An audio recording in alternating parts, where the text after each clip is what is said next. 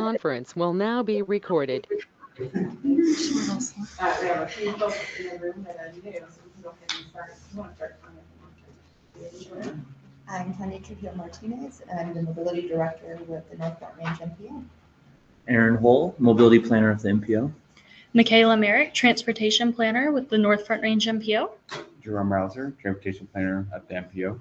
Jonathan Stockberger, Transportation Planner at the NPO. Siva Diamond, Transportation Monitor in the North Front Range NPO. Kevin Cole, Community Development Director, Middleton. Drew Pearson, Urban Transportation Planner, Wilson County. I'm Erica Rasmussen, I'm the Public Works Director in Town Meeting. I'm Helen McEwen, Town Manager of Town Meeting. Nicole Hahn, at City Engineer, City of Loveland. And Rose Cunningham, Transportation Planner with the City of Loveland. Dana Horncole, Capital Projects Manager at the City of Fort Collins. Joshua Martin, Anyone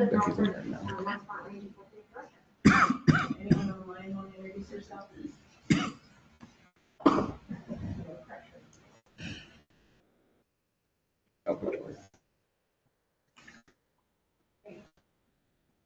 Not seeing anyone unmute, so we see your names. All right, do you have any public comment today? If you're online, you can raise your hand. All right, I'm not seeing any. We'll move on to the approval of the September 17th minutes. Anyone have any comments about the minutes? All right, hearing none for comments. And then a motion to approve the September 2017, 2025 minutes. Motion to approve the September 17th TAC minutes. Can I get a second? May need to.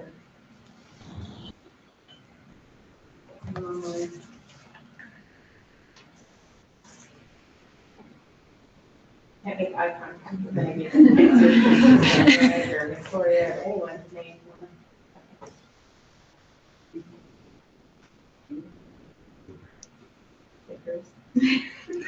You all.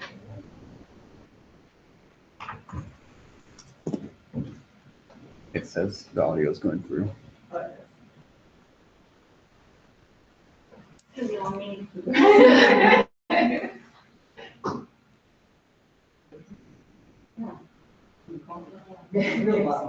Victoria or Eric? Either you want to give a second to approve the meeting minutes? I'm sorry, you need a second? Yeah, that'd be great. Sorry. Second. Thank you. All right, all in favor say aye. Aye. All opposed, same sign. All right, meeting minutes are approved. And we will move on to the Regional Air Quality Council update. And Tom is online to give that. Good afternoon. Can somebody clarify they can hear me okay? We can. Okay, great. So if you all don't mind, I see the slides coming up. Thank you. So I'm going to go through a few slides to, this is the slide deck I sent last month.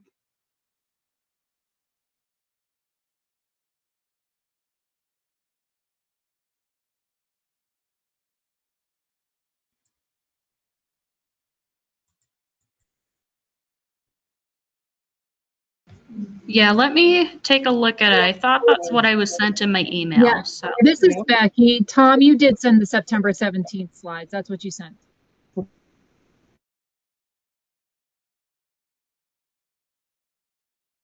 I apologize for the error on my end. Let me make it a little better.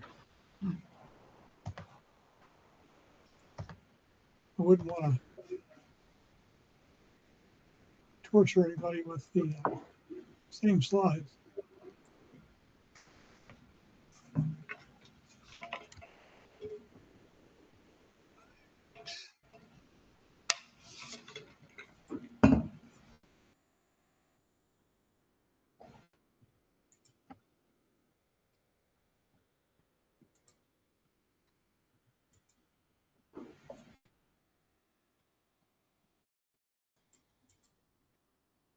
Okay, can you guys see that okay?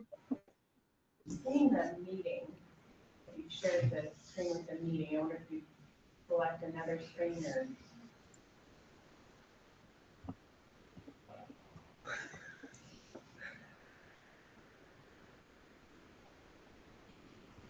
Would it be all right if Brendan went ahead and I'll send Yeah. along the October ones? That'd be okay? Brendan, we'll go ahead and switch to you first and come back for the RAC update. So we'll move on to the air quality pollution control division update. And Brendan CCM is gonna share his update. All right, got a quick update from the Air Pollution Control Division.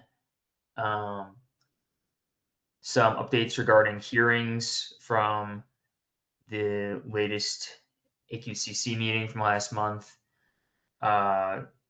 First, there was for regulation number 7 for oil and gas operations, the commission set a hearing date to consider revisions addressing oil and gas operations impacted by EPA's emission guideline 40 subpart 40 CFR subpart quad O C. The next update on rulemaking hearings was for regulation number 28, building and benchmarking performance standards. Here, the commission revised regulation number 28 to address technical corrections to the rules specifically related to agricultural buildings, utility subscription services, and the annual fee deadline. And then the final rulemaking hearing update was related to regulation number 30 for toxic air contaminants. Here, the commission revised regulation number 30 to address the health-based standards for the adopted priority air toxic contaminants in response to House Bill 22-1244. And then just one other thing to highlight, which I mentioned last month, this upcoming AQCC meeting will be a joint meeting with the Board of Health for the month of October. This meeting is actually starting later today and will go through Friday. Some topics of interest there are a review of the 2025 ozone seasons, monitoring data. And yes, that is about it from me. Great, thank you. We are gonna go back on the agenda to Tom's update.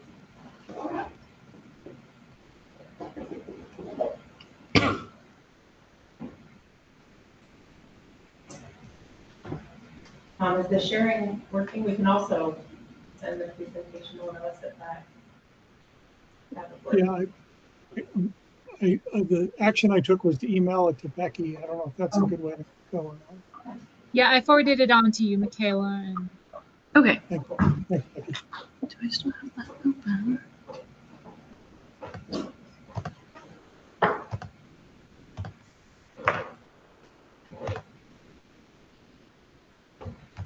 What makes the dream work?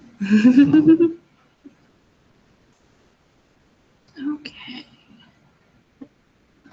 All right.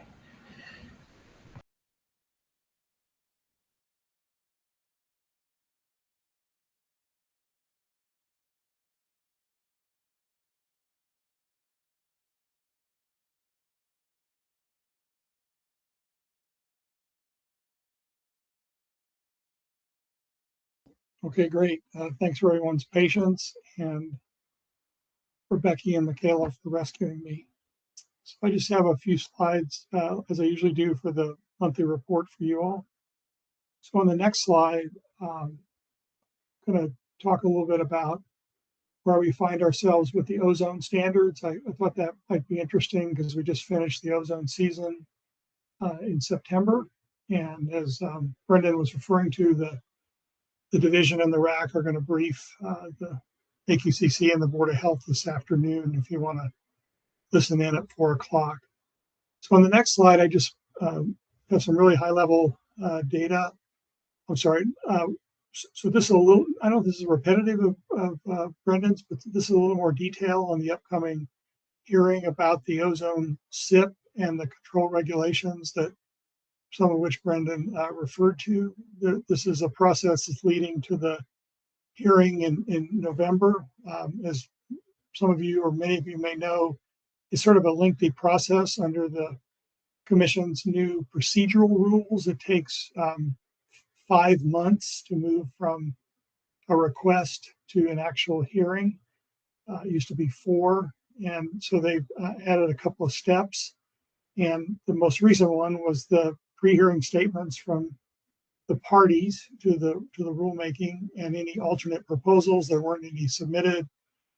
There was a pre-hearing conference on October 9th to coordinate and ask the parties to work together to resolve any issues. Here's a list of the parties. And then if you'd like to look at the materials that are being considered, the statements and background information from the division, there's a link there. And then there's what's called a rebuttal statement where the parties file a response to what the other parties say in their pre-hearing statements. Then after that date, it moves into the actual steps in the rulemaking process in November. So that's where we are right now. And then on the next slide then, just a couple of pieces of data. So this is the long-term trend in the top graph. These are the number of times that the ozone levels of 70 parts per billion and 75 parts per billion have been exceeded each year.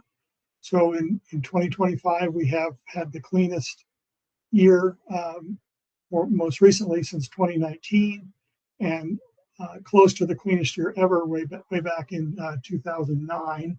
So there were six days when we were over the 75 standard, and you have to add together the yellow and the orange, so 23 days when we were over the 70 standard. So this is really good news for making progress towards getting clean data so we can monitor attainment with the 75 standard. EPA uses a rolling 3-year average of the 4th highest value to evaluate both the 70 and 75 standards. And so I picked the 4 highest monitoring sites. You can see if you look at these on a 3-year average basis, through the most recent 3 years, we're well above both standards at 1 or more sites. And so we need to keep building that clean data record to get closer to monitoring attainment. On the next slide then, we do a little forecast, so this might be of interest. This is a forecast of how high the measurement could be at each site and still demonstrate that we've monitored clean enough air for each standard in 2026. So on the left is the 2026 allowable is that right-hand column. And you can see that at some of those highest sites like Chatfield, Fort Collins West, et cetera, that are circled, we're pretty close. We could actually have a clean enough year to measure those. And if we did, we would be below the 75 standard. And that would be really great news for the region. We already have a SIP in place for that, so the monitor data would get us there. The other side of the coin is on the right side, where on the 2026 allowable column for the 70 standard, you can see that we'd have to have an incredibly clean year, values down in the 50s, low 50s in some cases. That's very unlikely to happen because the 3-year average is really controlled by how high things were in 2024.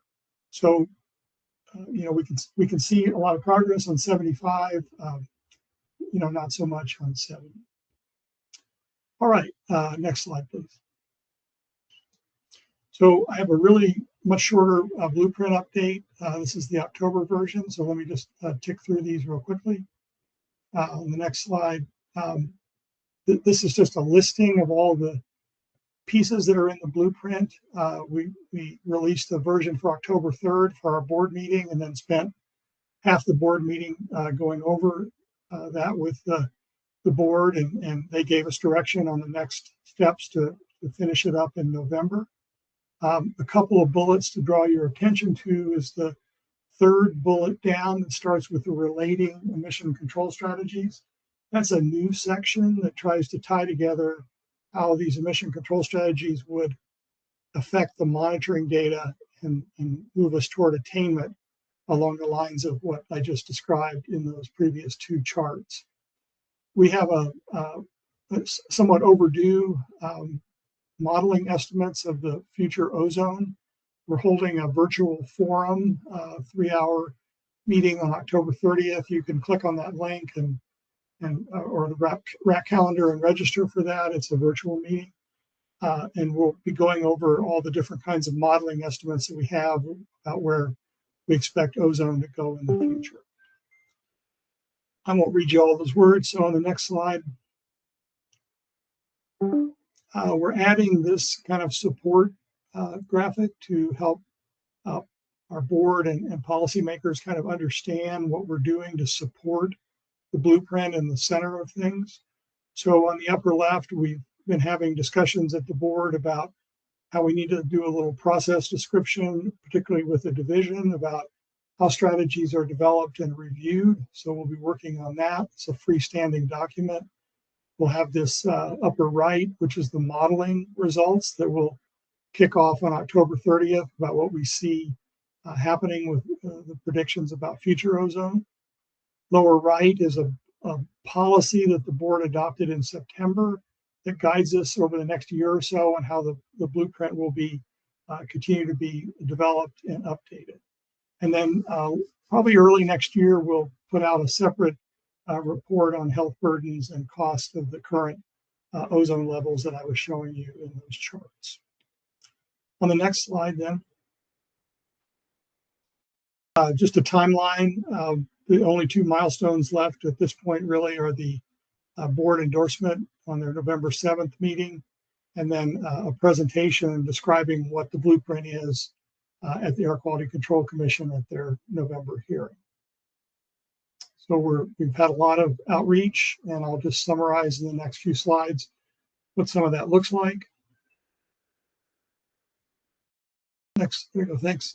So we call this engagement on the next slide then. This is a listing of all the meetings and outreach that we've done. We had workshops. We've talked about it at now multiple board meetings, control strategy committee. We talked about that today. We have an indirect source emissions work group, one more of those, and then the commission hearing. Maybe the key thing is if folks there are interested in getting in your last comments on the version we're working on for November 7th, they're due by a week from Friday on the 24th to that emissioncontrols@rac.org. So please take a look at that if you're interested and send us an email with your comments. Next slide, please. Just a summary. We've had great turnout at the workshops, 30, 40 people at each one. We've got 23 sets of comments in September. We've had these work group and committee discussions. We've had outreach with individual groups like you all, an NPO, Chamber of Commerce, et cetera. We've done additional engagement in the past that are in some of the strategies, and we've had a great cross-section of different parts of our civic society here that have joined in on this. Next slide, please. All right, so I'm just going to tick off some things we've done to kind of respond to comments. This may be of interest to you if you're going to look at the document itself. We've heard clearly that we need to emphasize that these are proposed strategies, and that the board endorsing the blueprint doesn't mean that they're going to immediately be turned into regulations, or they wouldn't be developed as regulations as they're exactly described or right at this time. But it's a planning document. It's a strategic approach to considering these things. And so we're doing that as in our role as an advisory body to develop recommendations. I talked already about the modeling and the ozone research results. So on the next slide, We did make some pretty specific changes. We got feedback from the electric power industry. We essentially took one strategy out, what are called simple cycle turbines. We took that strategy out and we combined it into a limits strategy. We call it a phased effort, where there'd be an assessment and then later an implementation, depending on what the assessment found.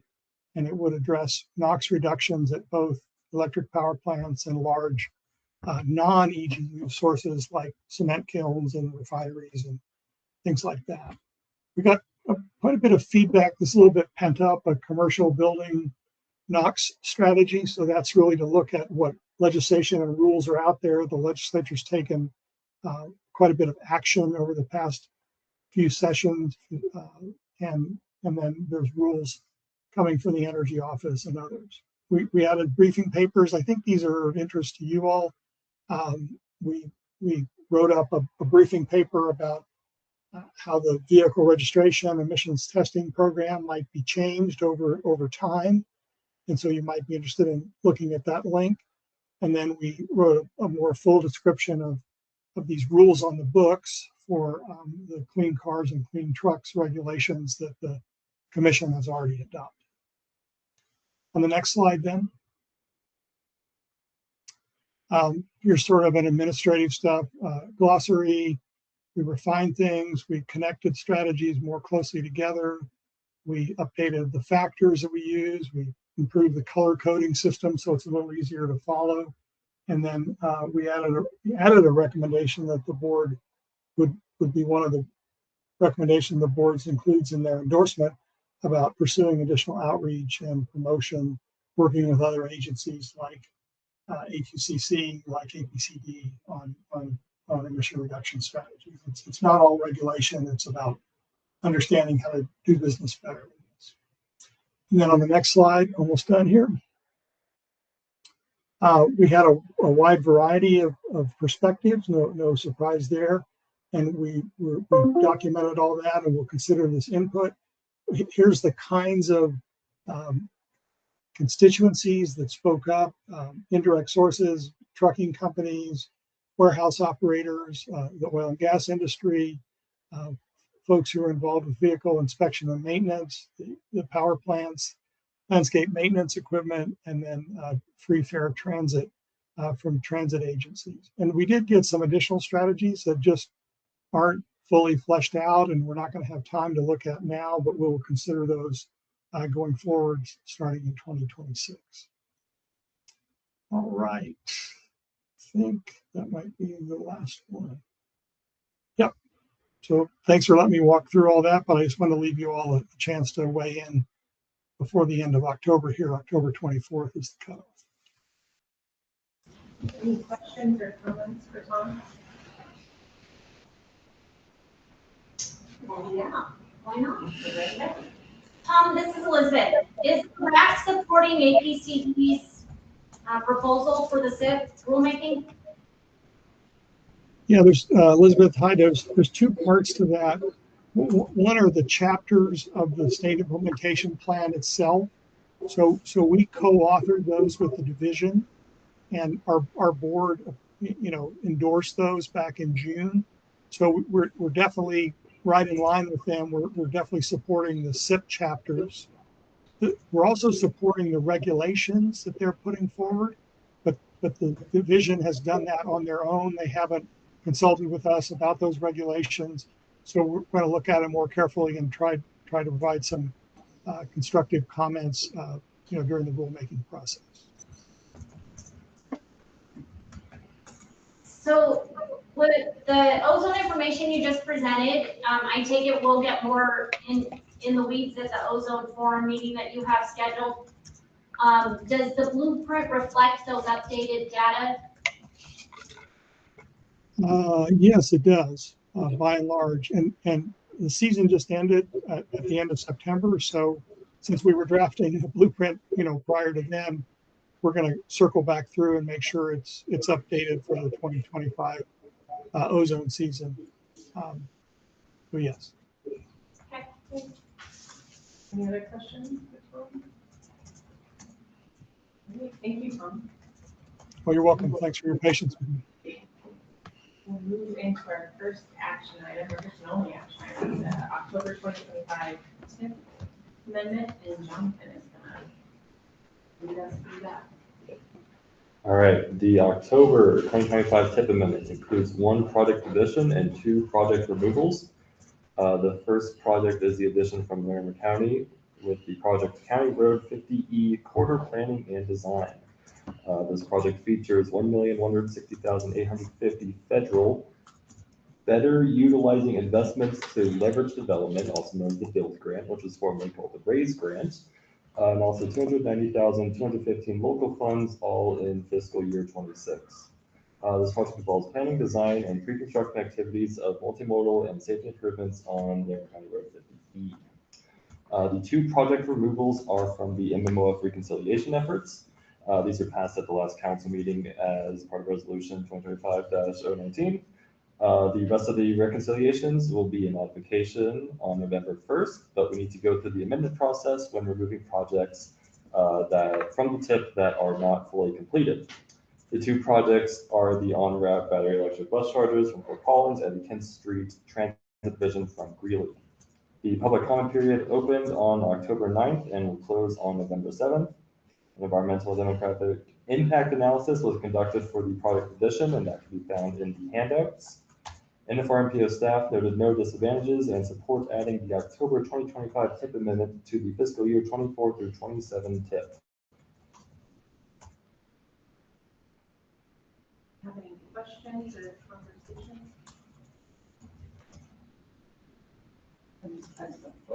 So are those, do those represent the clawbacks of that MMO? So those projects have been identified as being okay to. Very collaboratively decided when it's gonna get five shares of burden among all communities. Now we're making the tip match. I see. You missed the good show. If there are no comments or questions, we'll look for a motion to adopt the 2025. Motion to add October 2025 TIP amendment to the fiscal year 2024-2027 TIP. A second. I'll say second. Derek was first there, but we'll need you then. Oh, I guess this is our action item. All right, all in favor, say aye.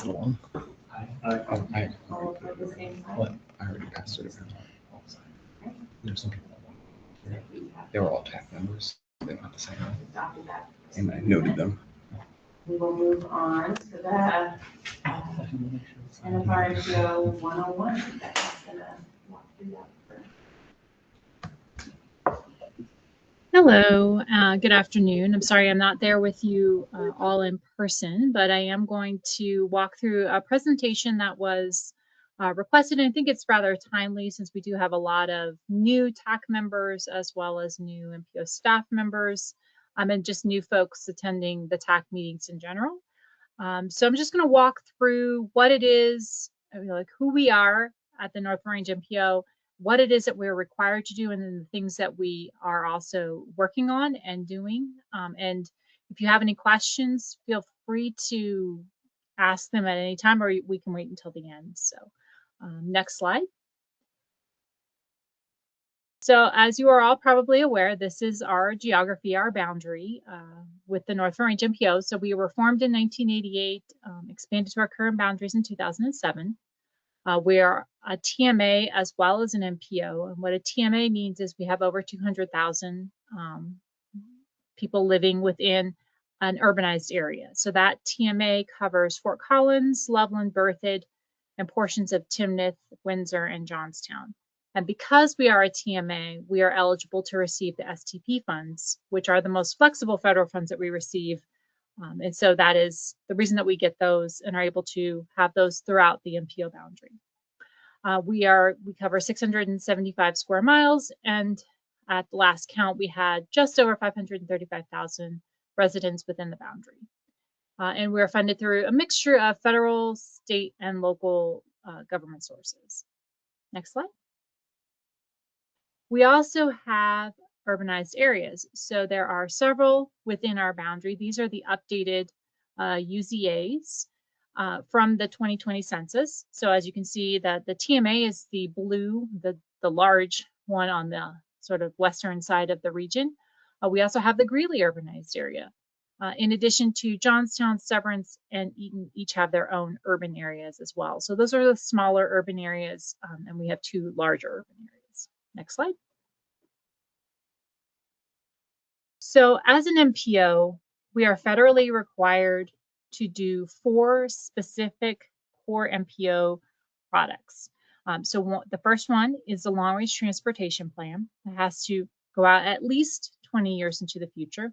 Some places they go further out than that. Some go 25, 30 years. We go 20 to 25. So that can be called an MTP, an LRTP, or an RTP. Different places in different states have different names for these documents. We also have to do a transportation improvement program, or the TIP, which you just approved an amendment to, and I think all of you are quite familiar with what the TIP is. But it is a 4-year document, and it is the first 4 years of the RTP when they're both adopted together. A public involvement or public participation plan, sometimes called a PIP, which is what we call ours. Some places call it a 3P, which gets confusing when you come to public-private partnerships, but we call ours a PIP. And we adopt that every 4 years, typically the year before we adopt an RTP, because it sets the stage for what that public comment and involvement process will look like for that RTP cycle. And then finally, we have the Unified Planning Work Program, which is the work program for MPO staff. And I'm sure that you're all familiar with the first 3 things that I talked about, but I want to dive a little bit more into what the UPWP is to talk about what it is that we as MPO staff do. So next slide.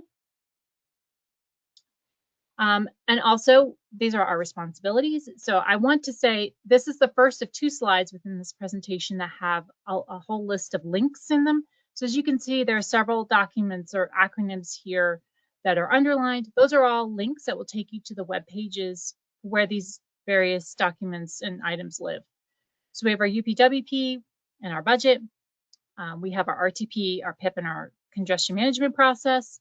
We have performance measures that are federally required that we do, as well as our TIP.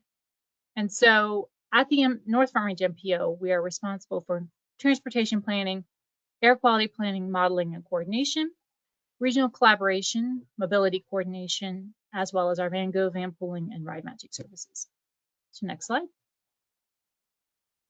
So our UPWP, as I said, is our staff work program of things that we will do to complete various federal requirements and state requirements to a degree that we have to do. So it is annual or biannual statement of work, which identifies the planning priorities and activities that we are going to be carrying out. For us, we adopt a whole new document every 2 years, but we update the budget annually. So the tasks typically don't change, but if something does happen or occurs, we can always add it in. But we update the budget every year. And we have to include at a minimum what that work is that we'll be doing the planning work, and then who's going to do it. So is it MPO staff or is it a local agency? When it will be done, we show that by quarters. So within the fiscal year, first, second, third, fourth quarter, as well as a budget and then the source of the funds. Next slide. So this very wordy slide shows all of the planning factors that we have to keep in mind and take into consideration when we are doing our UPWP work. So there are 10 of them, and they just barely fit on the slide, but there are 10 planning factors, and these have come through a variety of different transportation authorization bills. The most recent being IIJA, but that did not add any additional planning factors. It just moved the ones that had been existing from the FAST Act forward and said, yes, these are still the planning factors that need to be addressed by MPOs. So there are quite a variety of them, and we have within the UPWP, and I did not include this because it is a very busy chart and very hard to see, But within the UPWP, we do have a table that lists each of our UPWP tasks and subtasks and each of these planning factors, and shows which of our tasks meet which of the planning factors to show that we are addressing each of these planning factors in some way in our tasks that we do complete. Next slide. We also have a lot of plans. In addition to the RTP, which is shown at the bottom right-hand corner here, we have our Freight Northern Colorado plan. We have our Regional Active Transportation plan. We also have our coordinated plan, which is what the mobility group works on. We have a Title VI plan. That is one of those plans, one of the few items that does not come to the TAC. That is strictly a council document that they look at. It is making sure that we are abiding by the Title VI regulations. The PIP that I already talked about, the TIP, the UPWP, as well as our congestion management process, and of course, finally, the RTP, which all of these flow into and are basically the modal plans for the RTP. Next slide. We also do the modeling work for not only the RTP, but also for the air quality conformity determination process and for the GHG transportation report that we have to do. The yellow area there shows the MPO's boundary. The blue line there that goes to the edge of just outside of Estes Park, so the park, Rocky Mountain National Park, down to our boundary at the south, and then incorporates the rest of all of Weld County there, is our modeling boundary that we have to do conformity determinations on. The hash marks show the 2008 NACS area, and then the rest of it is the 2015. But our model encompasses the entirety there, so that we can be able to do whichever version of the conformity determination we would need to run, depending on which SIP it is that we're working on. But when we do conformity determinations on the TIP or on our plans, we do both areas. Next slide. This shows a little better and easier to look at version of what does the non-attainment area look like with the two different geographies. So we are responsible for everything in light blue. Dr. Cog handles some modeling and conformity determinations for the gray area. And we do those separately.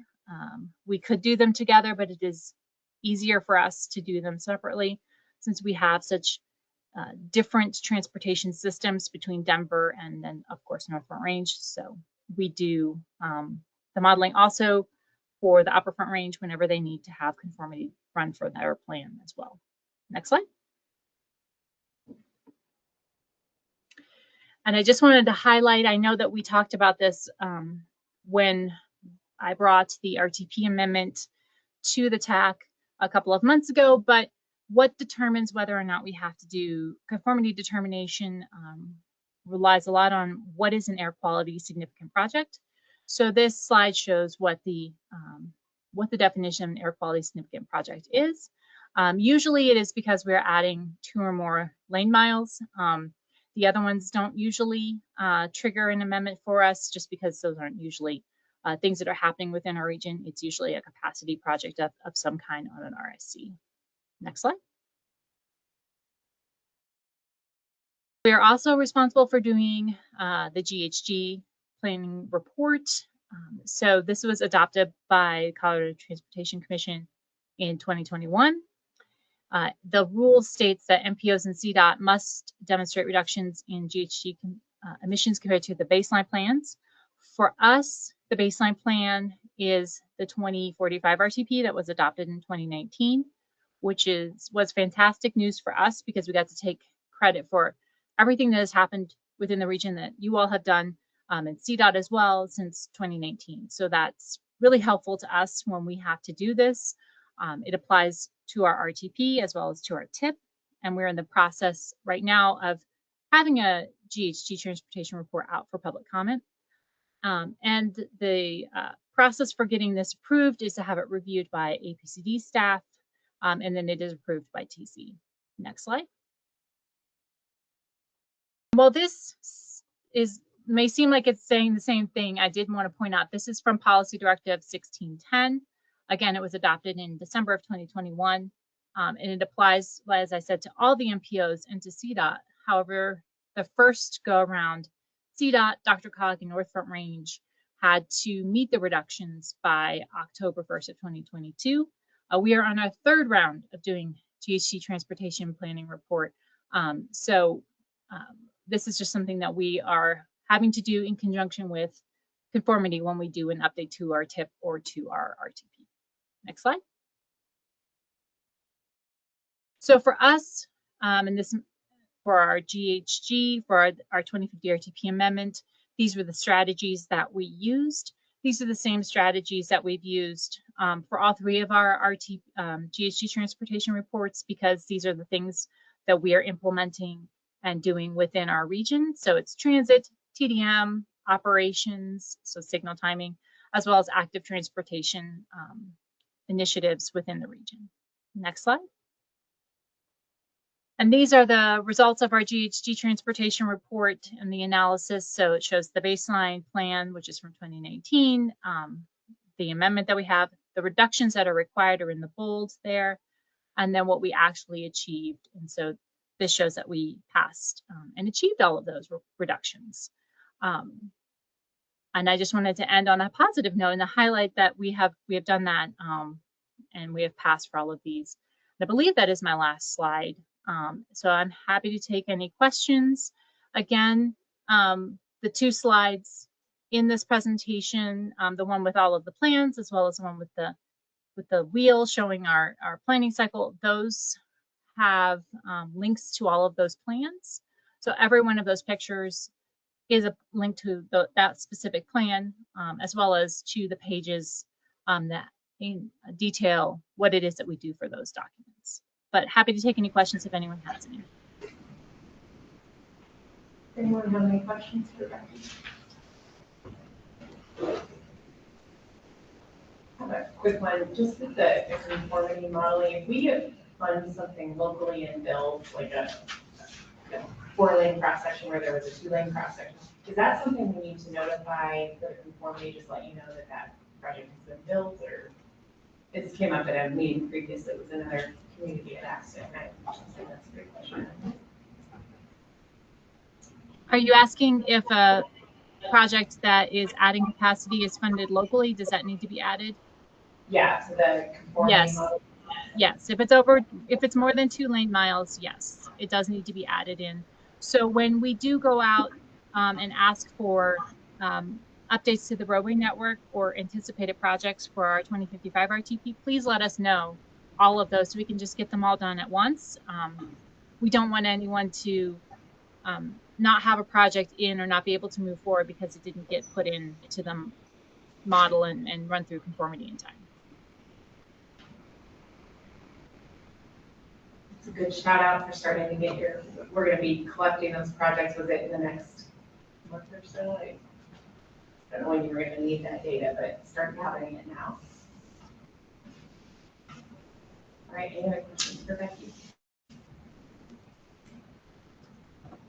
Thank you, that was great. I appreciate you doing that. All right, we'll move on to our discussion items. Well, County Road 38 functional classification change. And Becky, did you want to give an introduction to this? Yeah, I just wanted to briefly set the scene and also explain why a DRCOG community is at the North Front Range MPO TAC. The town of Meade does cross into the North Front Range MPO a little bit, but they are a DRCOG community. However, this roadway facility is our southern boundary with DRCOG, and so they do need to come to us to make this request. And so I just wanted to explain why they're here talking to the North Front Range MPO staff in TAC about this particular project. Thanks. As Becky said, we're here to talk about this request for the functional classification change for County Road 38. This would be on either side of I-25. at Road 38, which is, for reference, halfway between Carthage and Meath. There's 5-mile segment there where there is not an interchange. So this is something we're doing in anticipation of a future interchange at that location. So a little overview, the graphic there on the right, as Becky mentioned, on the right-hand side, you can see this road is actually the boundary line between North Front Range and Dr. Cog. And in that black square there, we're talking about the sections of County Road 38 that go between Road 7, which is really a primary arterial north-south through our community up to Berthoud, and then over to the new High Plains Boulevard, which spans from Longmont all the way up to Loveland. Right now, that's classified as local roadway, or rather unclassified local roadway at CDOT, through CDOT. MPO has it listed as a collector. Our master plan is a minor arterial, and what we're proposing here is a major arterial that would serve interchange location on 925. I'm going to hand this off to Drew, who's our consultant with Wilson, and he'll wrap up these slides. Awesome, thanks Erica. And hey, TAC and staff, it's exciting. I'm actually able to present something. Excited to work with Mead on this. I think Becky really covered that excellently on the last segment. Right here on the border between Dr. Cog and North Front Range. Next slide. So again, it's currently unclassed, and one of the needs for kind of a logical functional class system, right, is to have the steps be pretty logical, right? You don't want a local road accessing an interchange necessarily, and so part of that's the future growth.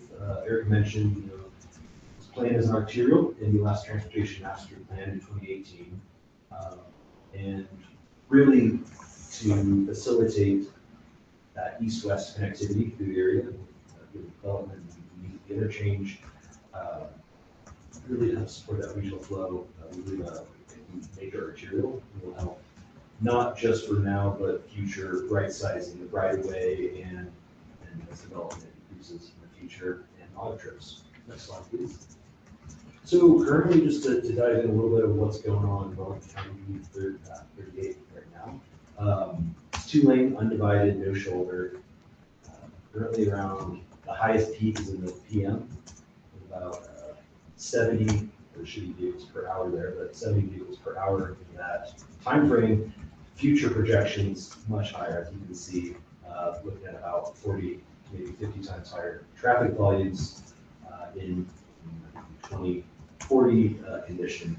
So thinking about that section, Mead's typical section is looking at 4 travel lanes, so 2 east, 2 west, about 11 foot each is their typical, with bike lanes and sidewalks buffered, about 120 feet of right of way. Next slide, please. So some of the justification for the change, thinking about multimodal safety regionally, as well as reducing conflicts. Also, growth and development. I mentioned earlier that tourism development being the largest piece there. That's on the east side around Colorado Plains Boulevard. And then regionally in this kind of area, seeing a lot higher travel demand. And then so also that regional connectivity of the arterial in the network to support regional trips. Next slide, just briefly, just where we're at currently with the 1601 interchange process. We're somewhere around the tail end of step 3, and so that's where we're at right now. We did resubmitted the request memo this summer, and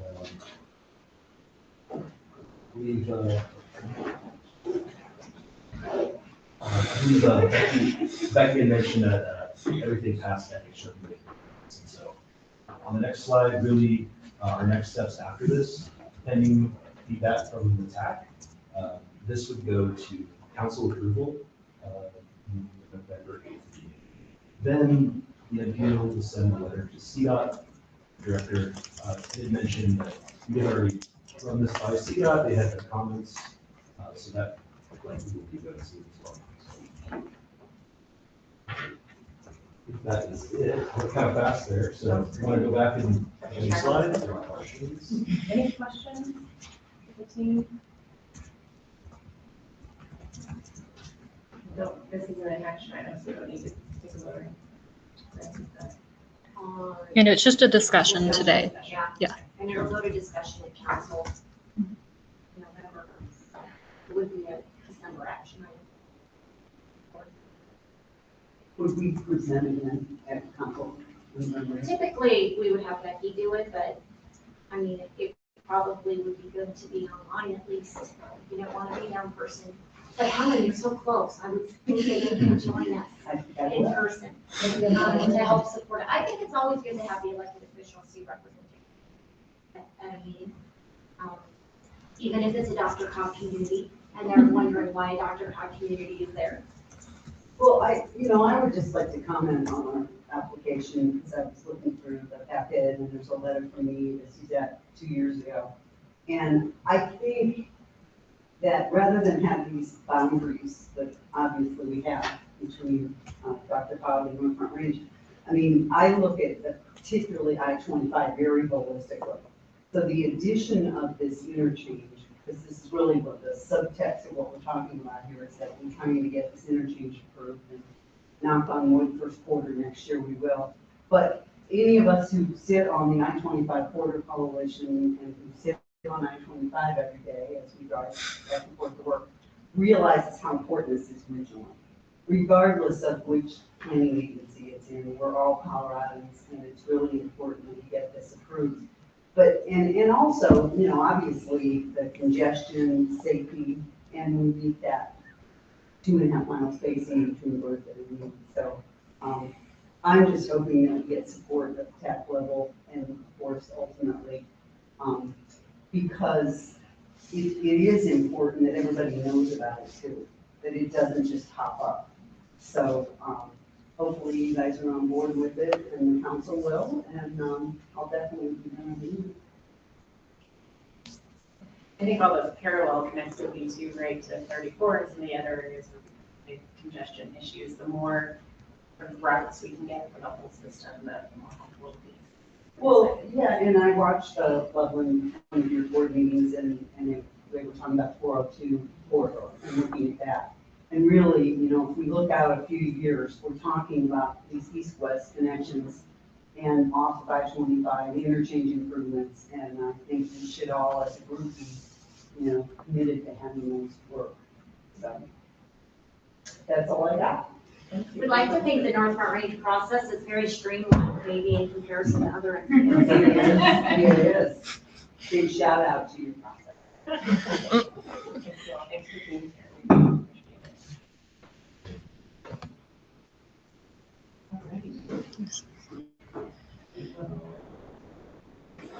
Move on to the TMO call for projects, and Aaron is gonna walk us through. Thank you guys for having me again. So this is similar to the call for projects I brought in July. And I'll go to the next slide.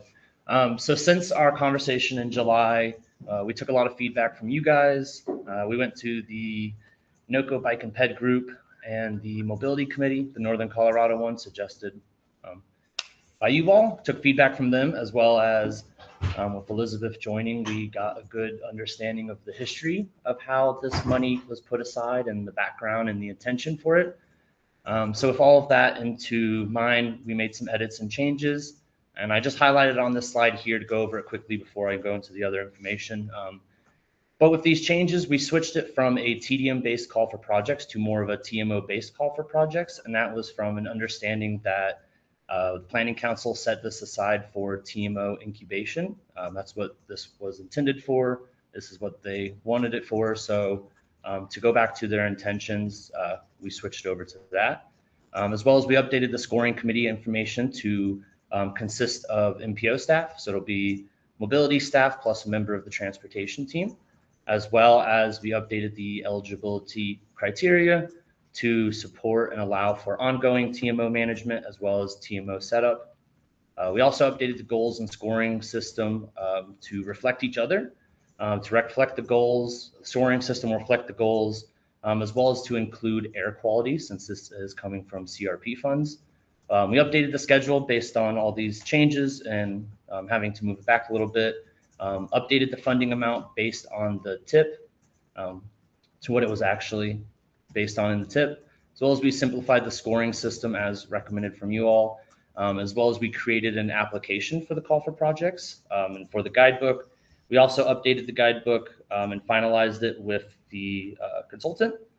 So that was what was part of the handout as well. So the program goals are primarily the same. The one that was updated was the first one, and that was to include air quality in there. A lot of the goals are very similar with connectivity, sustainability, accessibility, innovation, and local commitment. But the main thing that we added into the program goals was improving congestion, air quality, and making sure that, you know, what this call for projects is actually intended for is improving air quality in our region.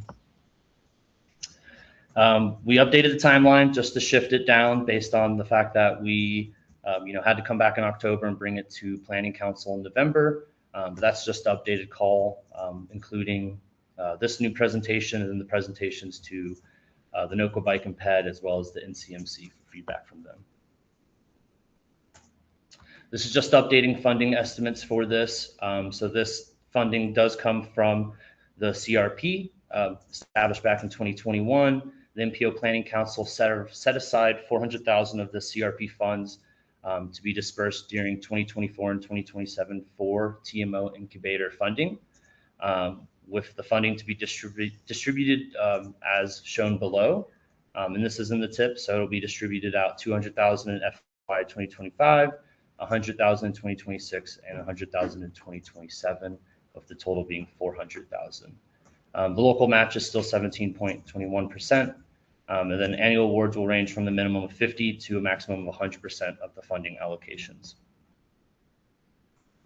So TMO guidebook, most of the information stayed the same in the guidebook. We just went through it and made it more regionally based, made it more better information for TMOs that are wanting to start up, as well as making sure that the evaluation metrics, the business plan, and the call for projects frameworks really ties in air quality, and making sure that is an important part of this aspect, as well as helping to simplify the call for projects framework as recommended. So this is that simplified scoring system. The goals are put in there now so that you know what categories relate to what goals, as well as we tied in air quality and making sure that that is put in there in the scoring. I will add, I just noticed this when I was looking over my presentation just now, but there should be a part in the, I'm trying to see, sustainable and local commitment where it talks about having letters of support. It's in the application, it just isn't in this chart, so I apologize for that. I'll make sure that is reflected in the TMO guidebook, but I'm pretty sure it is, but I'll double check after this. I just noticed that on this slide before presenting.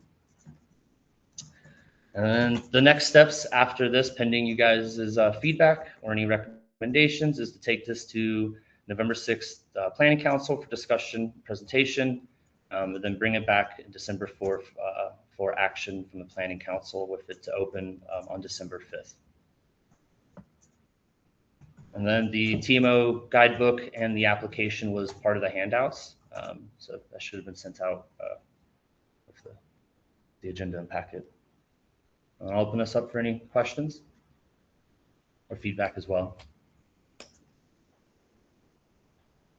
I guess maybe you covered it, but which groups are eligible for these funds? And I guess another question would be, you know, who are you anticipating trying to go for these funds? Or yeah, so it's still the same for people that could be eligible. So local government, nonprofits, you know, mixture of already TMO groups. So we kept the criteria the same for groups that can apply. And we intend that, you know, the current TMO in our region would apply for this, and then any startup TMOs would be able to apply for it as well. But the intention for these funds per the Planning Council when they set it aside was for ongoing TMO support as well as supporting any new TMOs in the region.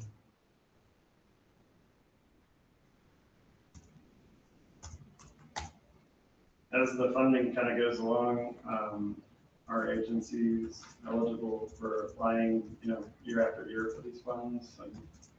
Yeah, they'll apply year over year. So the CRP funding for this calls on through 27. Most everybody knows that we're getting a new transportation bill the end of September next year. So we're optimistic CRP funding will remain a part of that transportation bill, the reauthorization, but everything would be contingent upon whether or not whatever the new funding sources are as part of that reauthorization.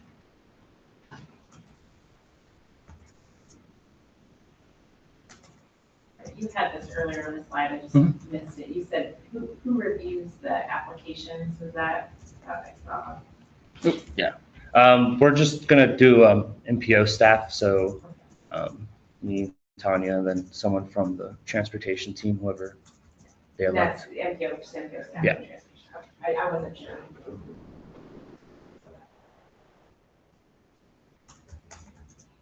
Any other questions? Any questions online? Sorry. You can't see it either. Yeah. So like, Don't see any comments. Anything online? Raise your hand or just come up and get a question. Thank you very much. thank you guys. Do the GHG transportation report in decades for us. Jerome. I'll be doing the presentation here. I thought it should be in there. If not, it should be in the packet. Okay. I'll just present it from the packet.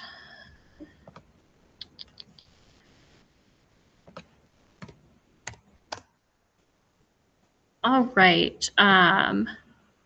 So just real quick before we move into the presentation, I just wanted to note that the memo included in the packet has the table with the GHG emissions results, and it has a direct link to the GHG transportation report that is currently open for public comment.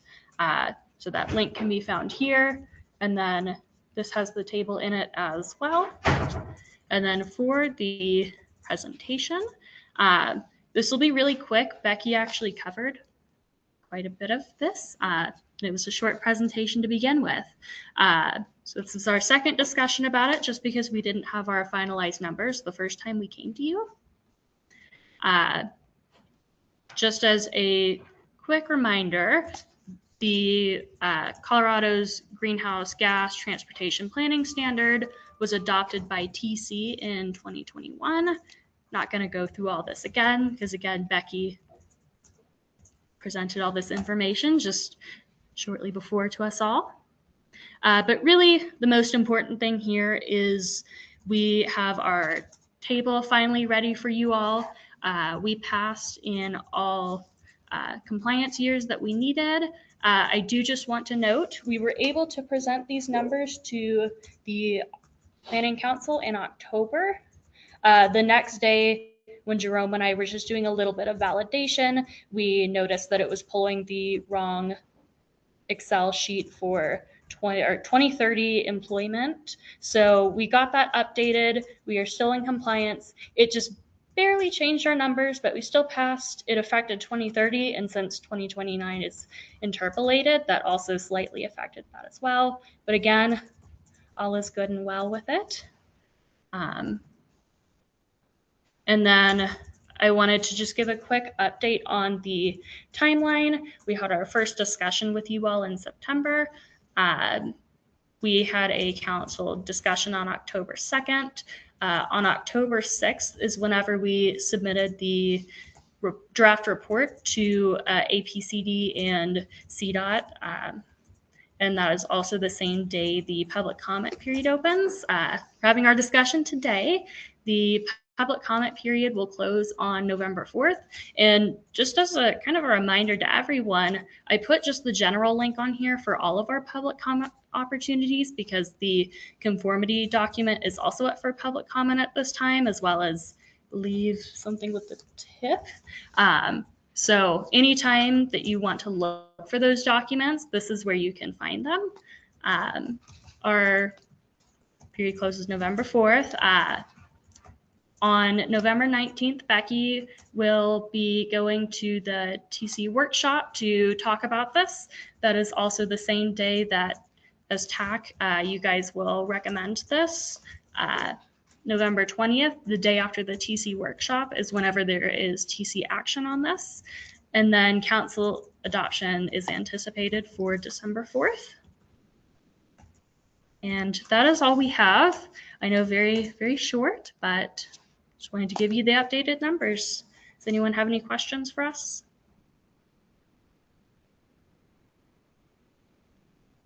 Okay.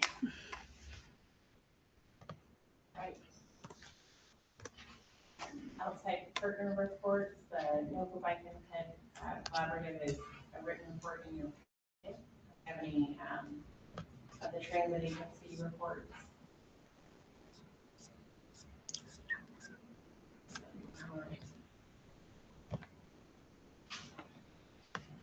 It's too much. Mobility updates, comments?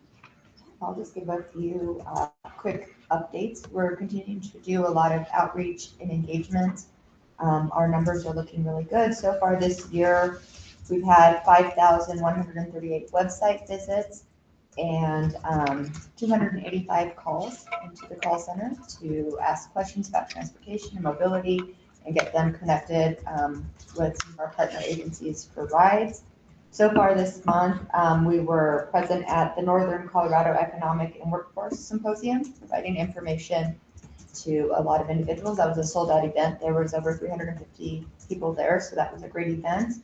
We were at the Wild County Senior Symposium, not only tabling, but also gave a presentation to about 30 seniors about getting around Wells County. So that was a great presentation. And tomorrow we'll be at Well Project Connect, providing information. So just getting out there in the community, letting individuals know what's available.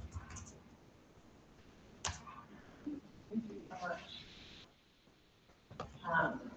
So we have a few reports in the packet there.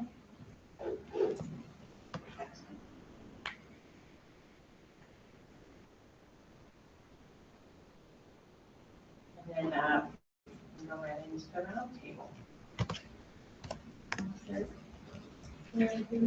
Nothing new to report since last.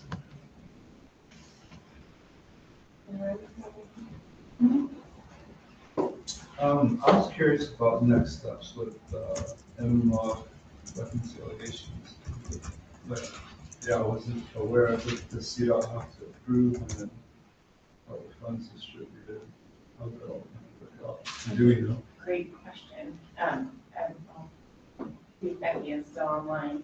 Becky, that question was with the MMOF reconciliation. I know the planning commission approved it last time on consent, and then we turn it back into CDOT. Is there anything else? So you guys approved the TIP amendment today, but also supports it, right?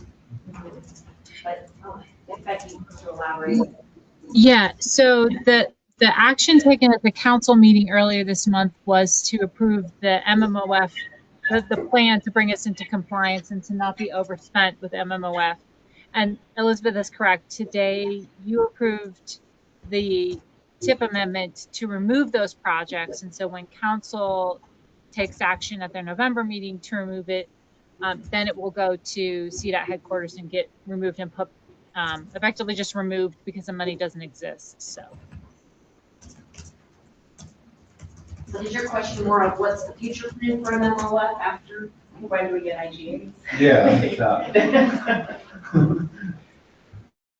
Is Josie on? Oh, yeah. Great. I'm on. What I'm having a hard time hearing. What was the question? Oh, we were talking about the MMOF I think with the TIP amendment that we just approved, that'll probably go to planning commission. We're pondering when we might be able to start to work on IGAs for the MMOF, the reconciliation. Yes, gotcha. I'm assuming once TC approves it, you guys should be good to go, but that's definitely a Bryce Reeves question. That's his program. I'll send him an email and see if I can get a response, and then I'll send that over to Becky so she can send it out to the group. Becky might also have some insight there as well. She can add though. Perfect. No, I'll send that out as soon as I get it. So, yeah. All right, Elizabeth. We are moving forward with our safety action plan, and things are wrapping up very quickly here. Gonna have the board take a look at it on Monday for adoption, so kind of a nice thing to be at the end of that. But still have a lot of things to kind of sort out, and we're finalizing work on our data dashboard that's associated with it as well. So look forward to sending it out to you guys, review the plan. We would love, just as a peer community, people have, we're embarking on our Series 2, look at what Yes. they're doing. Yeah, I'll be sure to send it out to the group. Once we could button it all up and have it finalized, so.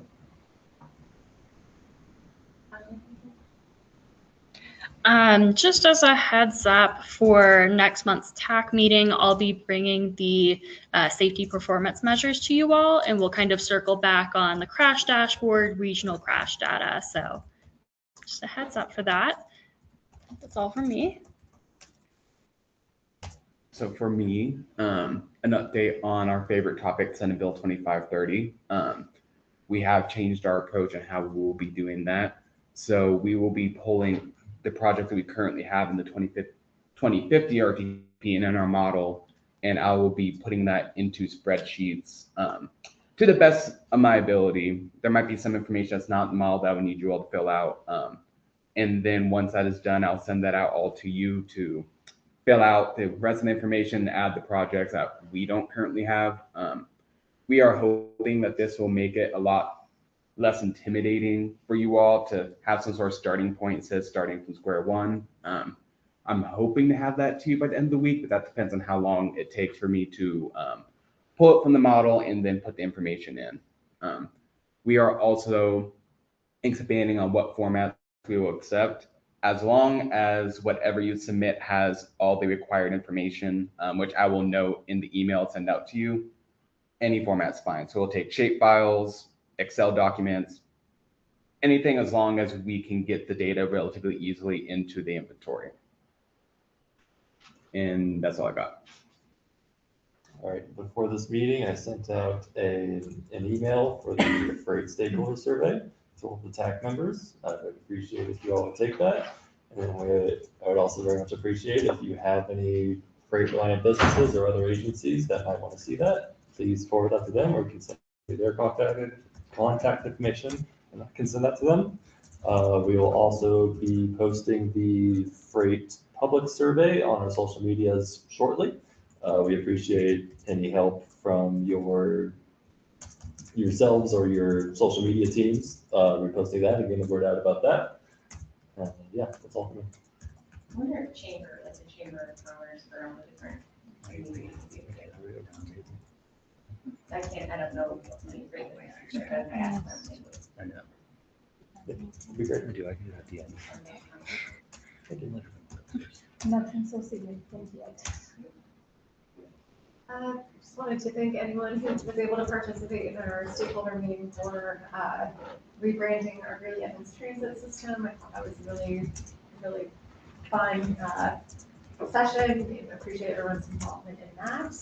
We're also just kicked off planning efforts for mobility-oriented development around our merged mobility hub, so we're excited about that one as well. Have a new name yet, or are you gonna have a new name? So we're gonna have probably a new system name, definitely a route name for US 34, new colors, branding, all of that. So we have a meeting coming up, like a virtual meeting at some point, I'm looking at the calendar now, for folks to call in, but we've had some really good sessions with UNC as well, so it's been really fun. Nothing for military right now.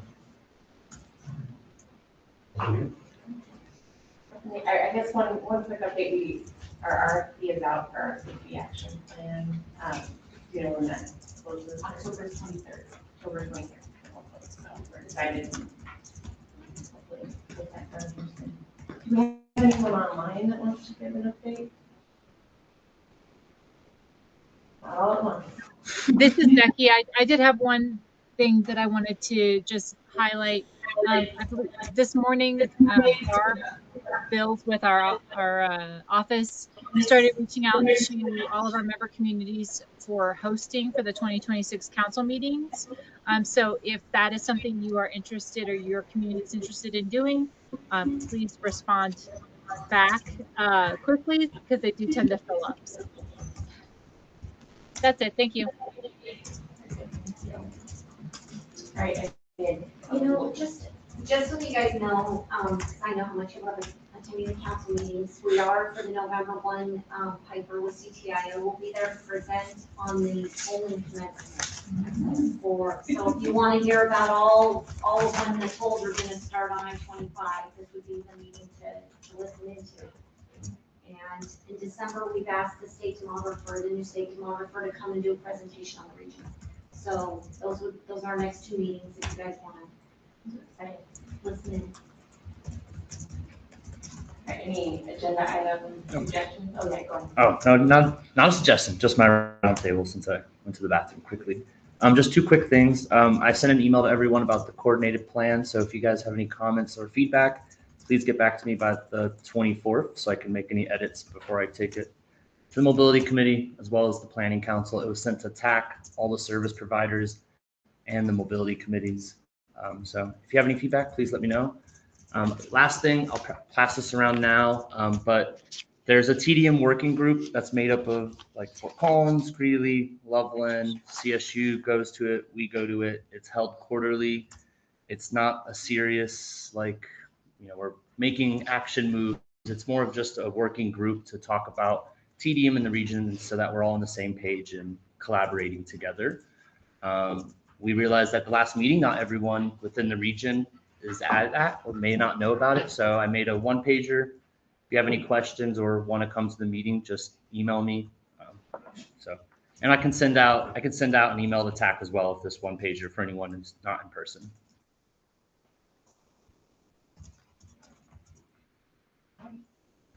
Anything else? Any agenda item suggestions for next time?